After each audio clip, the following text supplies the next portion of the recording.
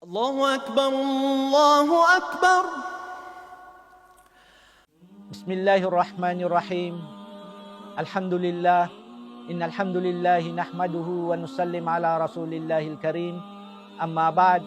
Assalamualaikum warahmatullahi wabarakatuh. How do Muslim relate to non-Muslim? First, observe the cardinal role of tolerance.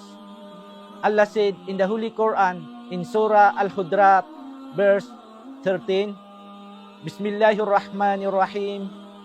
Ya ayyuhan nasu inna khalaqnakum min zakari wa untha wa ja'alnakum sa'uba wa qabaila lita'arafu inna akramakum indallahi atqakum innallaha alimun khabir. Sadaqallahul azim. Second, invite with wisdom and with beautiful preaching.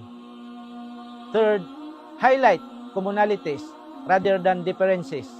And fourth, promote mutual respect and tolerance. Wabillahi taufiq wal hidayah. And let us pray.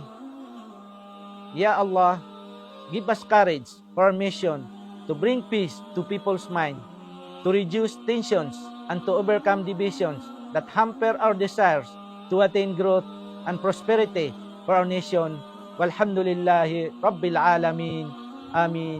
Wa ba'd. Wassalamu alaikum warahmatullahi wabarakatuh.